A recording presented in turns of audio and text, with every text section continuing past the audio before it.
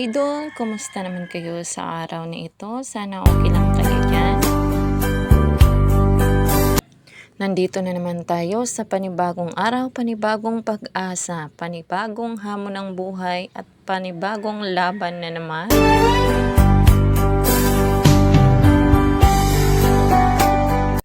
Pero lagi nating tatandaan, kahit anong hirap ng buhay, lumaban tayo at huwag tayong sumuko dahil araw-araw habang buhay tayo ay may pag-asa.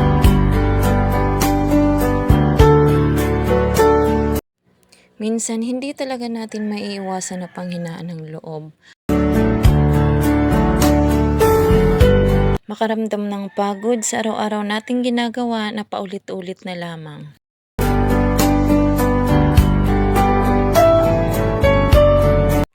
Pero dahil tao tayo at may pangarap tayo, kailangan natin magpatuloy.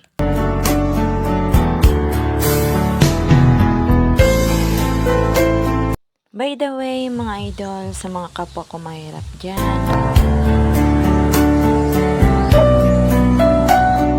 hiling ko lang na sana palagi tayong bigyan ni Lord ng kalakasan.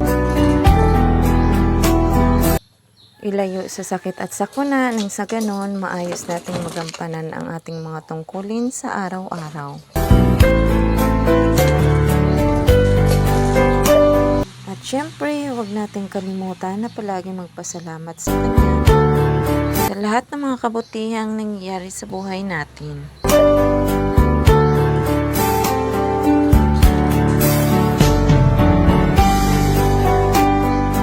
Sa ngayong buwan ng Abril, muli na naman nating gugunitahan ang kanyang pagkamatay sa krus. Natanda ng kanyang pagsakripisyo dahil sa kanyang pagmamahal sa ating lahat. Kaya sa mga kapwa content creator ko dyan, laban lang tayo. Dahil kung hindi man natin makamit ang pangarap natin sa ngayon,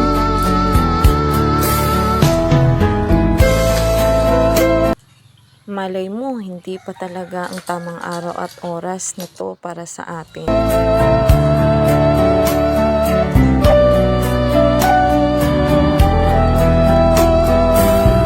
By the way, mga idol, hanggang dito na lang at salamat sa panunood at pakikinig.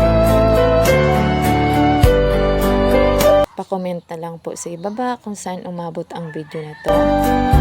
At syempre mga idol, huwag kalimutang mag-like at mag-follow sa aking page.